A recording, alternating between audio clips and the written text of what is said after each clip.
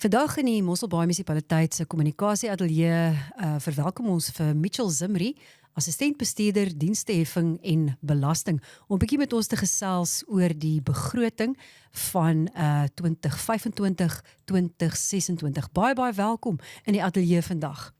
Baie dankie, goed om hier te wees. Sê bietjie vir ons, watter tariefverhogings is deur die Raad goedgekeur vir die nuwe finansiële jaar wat nou op die 1 Julie 2025 begin? Die goedgekeurde verhogings is soos volg. Eiendomsbelasting 13% verhoging in tariewe, riooldienste 9% verhoging in tariewe, vullisverwyderingsdienste 7% verhoging in tariewe, waterdienste 'n 3% verhoging in verbruikstariewe, 'n 10% verhoging in die basiese tariewe. Vir 'n verbruiker wat 30 kL per maand gebruik, sal die netto verhoging slegs 6,32% wees. Vir 'n verbruiker wat 25 kL per maand gebruik, sal die netto verhoging 6,8% wees. Vir 'n verbruiker wat 15 kL per maand gebruik, sal die netto verhoging 8,11% wees. Elektrisiteitsdienste 10,81% verhoging in verbruikstariewe onderhewig goedkeuring vanaf NERSA, hoofsaaklik as gevolg van 'n 12,74 verhoging in elektrisiteitsaankope by Eskom. Daar's ook 'n 10% verhoging in basiese tariewe. Baie dankie vir die uiteensetting van die tariewe. Nou, hoekom is hierdie tariefverhogings hoër as die huidige inflasiekoers? Dis 'n vraag wat dikwels gevra word. Kan jy 'n bietjie vir ons daaroor meer vertel? Dit is belangrik om die verskil tussen inflasie of die verbruikersprysindeks en tariefverhogings te verstaan. Die CPI is 'n spesifieke ekonomiese aanduiding wat gebruik word om die tempo van inflasie te meet.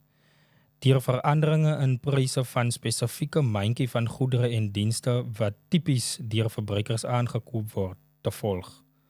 Elektrisiteit teen 3,4% en watervoorsiening en ander dienste teen 3,8% is twee komponente binne die kategorie behuising en dienste wat in totaal 24,1% van die verbruikersinflasie mandjie uitmaak.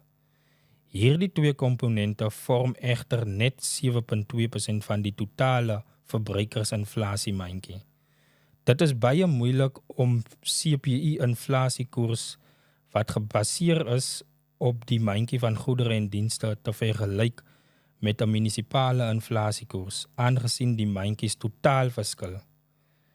Dieselfde beginsel geld vir 'n konstruksiebedryf versus enige ander bedryf. Elke bedryf het verskillende kostedrywers wat die spesifieke kostes en dus die inflasiekoers vir daardie bedryf beïnvloed. Die belangrikste punt is dat meer as 75% van Mosselbaai munisipaliteit se bedryfs- of operasionele begroting bestaan uit grootmaat aankope van elektrisiteit. Die koste van gesuiwerde water, waardedaling in skuld en waardevermindering, werknemersverwante koste, betaalde rente en die koste van die raad. Die grootmaat aankoop van elektrisiteit beloop 36,35% van die totale uitgawes en is verhoog met 'n NERSA goedgekeurde Eskom tariefverhoging van 12,7%. Mosselbaai munisipaliteit het geen beheer oor hierdie goedgekeurde verhoging nie. Werknemerverwante koste beloop 24,95% van die operasionele begroting, waarvan lewenskoste verhoging 5,01% is. Ander voordele soos salarisverhogings, mediese fonds bydraes en ander voordele verhoog die totale werknemerverwante koste met 8,2%. Die munisipaliteit se koste tot indiensneming verhouding staan slegs op 25%, wat gemaklik binne die MFMA omsendbrief nommer 71 riglyne van 25 tot 40% val. Daar moet ook genoem word dat daar geen nuwe poste vir die 25-26 boekjaar begroot is nie. 'n Groot deel van hierdie koste hou direk verband met die dienste wat aan inwoners gelewer word. Gevolglik het die munisipaliteit geen of baie beperkte beheer oor ongeveer 75% van die koste wat hierbo gelys is. Baie dankie vir daai uiteensetting. Dit is 'n klomp persentasies, maar ek dink inderdaad 'n baie waardevolle verduideliking van hoe alles aan mekaar steek. Waarom is daar 'n verskil in tariefverhogings vir water en elektrisiteitsdienste tussen verbruikstariewe en basiese tariewe? Kan jy 'n bietjie daaroor uitbrei? Ja, in ooreenstemming met artikel 74 van die munisipale stelselswet, moet die tariewe die kostes weerspieël wat redelikerwys met die lewering van die diens verband hou, insluitend kapitaal, bedryfsinstandhouding, administrasie en vervangingskoste en rentekoste. Gedurende 2018 het die munisipaliteit 'n cost of supply studie begin om ons bedryfskostes te kan ontleed en te groepeer en koste toe te ken aan elk van die einddienste, synde eiendomsbelasting, riooldienste, vullisverwyderingsdienste, waterdienste en elektrisiteitsdienste. Binne water- en elektrisiteitsdienste kan die munisipaliteit onderskei tussen vaste koste en veranderlike koste. Vaste koste is die koste wat die munisipaliteit aangaan, ongeag die hoeveelheid diens wat deur verbruikers gebruik word en bly van maand tot maand konstant. Dit sluit in instandhoudingskoste van infrastruktuur, administrasiekoste, waardeverminderingskoste en ander bedryfskoste om die munisipaliteit van maand tot maand bestuur. Veranderlike koste is koste wat styg of daal in direkte verhouding tot die hoeveelheid diens wat deur verbruikers gebruik word. Dit sluit in water by die departement waterwese aangekoop en elektrisiteit wat by Eskom aangekoop word. Vaste koste word deur basiese of beskikbaarheidsheffing verhaal, terwyl veranderlike koste deur verbruiksheffings verhaal word. Met 'n ontleding van die begrotingskoste vir die nuwe finansiële jaar is gevind dat die munisipaliteit sou oorverhaal op vaste koste en 'n onderverhaling op veranderlike koste indien die verhoging in tariewe vir basiese of beskikbaarheidstariewe en verbruikstariewe dieselfde sou wees. Die munisipaliteit wou ook die impak op verbruikers versag deur nie die basiese of beskikbaarheidstariewe vir elektrisiteit met die volle 12.74 NERSA verhoging te verhoog nie. So inderdaad 'n ingewikkelde samestelling, maar baie dankie vir die verduideliking tussen vaste koste en veranderlike koste. Dit maak nou vir my baie duidelik sin. Moet almal met 'n water- en elektrisiteitsmeter dan nou bydra tot hierdie vaste koste?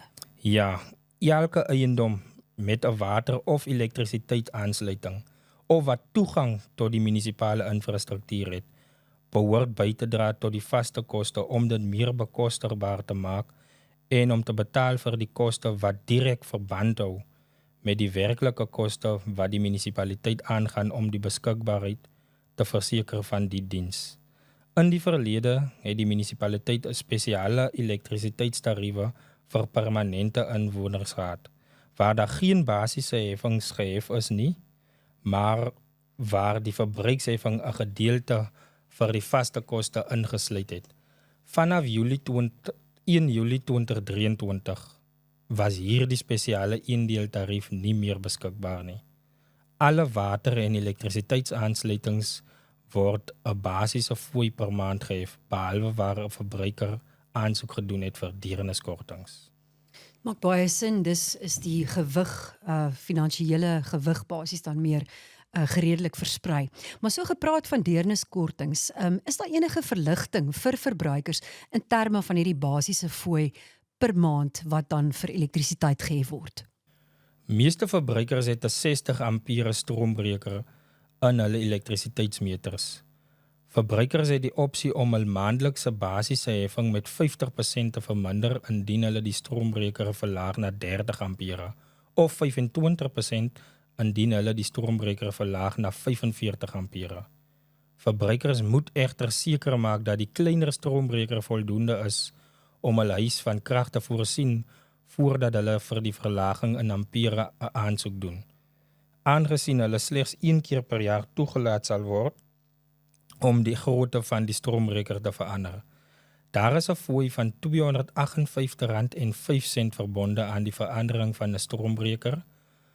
Om aansoek te doen vir die verlaging van die stroombreker moet verbruikers by die elektrisiteitsdepartement se kantore in Schoemanstraat gaan aanklop. Sal natuurlik hierdie details ook verskaf hoe mense kan kontak maak. So, dis kan 'n mens jou basiese tarief op elektrisiteit bestuur deur dus dan jou stroombreker 'n bietjie aan te pas binne dit wat jou huishouding kan hanteer. So met die voorgestelde tariefverhogings, wat sal die totale verhoging in die gemiddelde munisipale rekening dan wees vanaf 1 Julie 2025? Vir 'n verbruiker met 'n eiendom met 'n munisipale waardasie van 2,5 miljoen wat 1000 eenhede elektrisiteit, 30 kiloliter water gebruik en met 'n vullis en rioolheffing sal die munisipale rekening met 10,3% of R540 groei per maand. As jy die elektrisiteitsverhoging wat afhanklik is van 'n Eskom-verhoging uitsluit, lei die ander diensteverhogings tot 'n verhoging van 9,5% of R193 per maand. Vir 'n verbruiker met 'n eiendom met 'n munisipale waardasie van 1,62 miljoen wat 800 eenhede elektrisiteit en 25 kiloliter water per maand gebruik en met 'n vullis en rioolheffing sal die munisipale rekening met 10,1% of R438 per maand groei. As jy die elektrisiteitsverhoging wat afhanklik is van 'n Eskom-verhoging uitsluit, lei die ander diensteverhogings tot 'n 9,2% verhoging, oftewel R152 per maand. Die grootste deel van die toename het betrekking tot elektrisiteit, waaroor die munisipaliteit nie beheer het nie. Dis eintlik baie interessante inligting, dat dit juis 'n gedeelte is waar die munisipaliteit nie beheer kan uitoefen nie, en dan lyk die verhoging eintlik nie so skrikwekkend as 'n ou so daarna kyk nie. Maar nog steeds, hoe kan verbruikers kwalifiseer vir die sogenaamde deerniskortings, sou hulle dan finansiële ondersteuning nodig hê? Daar is 4 kategorieë van deernissubsidies, naamlik die waardasiedeernis, deernisvlak 1, deernisvlak 2 en deernishuishouding waar 'n persoon met 'n gestremdheid woon. Eienaars met 'n residensiële eiendomswaardasie van minder as 125.000 sal outomaties kwalifiseer. 'n Huishouding word as deernisvlak 1 huishouding geklassifiseer as hulle aansoek gedoen het en hulle huishoudelike inkomste van alle inwoners ouer as 18 jaar minder as 6.000, verskoon my. 'n Huishouding word as deernisvlak 1 huishouding geklassifiseer as hulle aansoek gedoen het en hulle huishoudelike inkomste van alle inwoners ouer as 18 jaar minder as R4.660 per maand is. 'n Huishouding word as deernisvlak 2 huishouding geklassifiseer indien die huishoudelike inkomste van alle inwoners ouer as 18 jaar minder as R9.320 per maand is.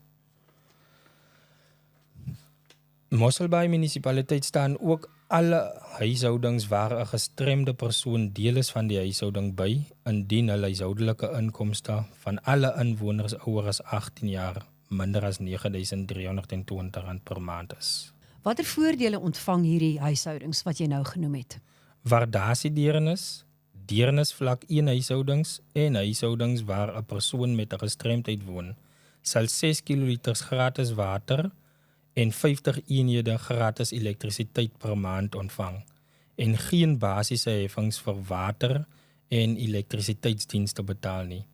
'n Deernisvlak 2 huishouding sal 6 kiloliter gratis water en 25 eenhede gratis elektrisiteit per maand ontvang en slegs 50% van die basiese heffings vir waterdienste betaal. Waardasiedeernis, deernisvlak 1 en huishoudings waar 'n persoon met gestremdheid woon, sal nie vir eiendomsbelasting, vullisverwydering en riooldienste betaal nie. 'n Deernishuishouding vlak 2 sal slegs 50% van eiendomsbelasting, vullisverwydering en riooldienste betaal. Dit blyk asof dit nogal vir kwalifiserende huishoudings 'n groot voordeel kan wees, maar daar's ook natuurlik pensionarisse wat dalk 'n bietjie swaar kan trek. Hoe kan verbruikers kwalifiseer vir pensionariskortings? Mosselbaai munisipaliteit staan ook bejaardes by in die vorm van pensionarisafslag op tariewe, rioolheffings, en basiese heffings op elektrisiteit. 'n Pensionarishuishouding wat tot R19.910 per maand verdien, ontvang 50% subsidie, terwyl 'n pensionarishuishouding wat tussen R19.910 en R26.620 per maand verdien, kwalifiseer vir 'n subsidie van 30% onderworpe aan sekere voorwaardes. Waar kan huishoudings wat voel dat hulle dalk nie finansiëel die mas gaan opkom nie, aansoek doen vir deernis en pensionariskortings? Die munisipaliteit doen 'n beroep op inwoners wat binne die inkomstegroepe is om Detback by 044 620 4480 te kontak of enige Detback kantoor te besoek om te verseker dat diegene wat op grond van huishoudelike inkomste kwalifiseer, kortings op hulle munisipale rekening ontvang volgens die goedgekeurde beleid. Ons herhaal net weer die nommer indien u dalk dink dat u kan kwalifiseer vir deernis of pensionariskortings, kontak gerus vir Detback op 044 620 4480. Mitchell, baie dankie dat jy vandag met ons kom gesels het oor die begroting en dit wat voorlê vanaf 1 Julie 2025 en ook dat jy vir ons 'n bietjie meer verduidelik het hoe die begroting mekaar gesit is en watter hulp daar vir die publiek daar buite is. Baie dankie, dis 'n groot plesier.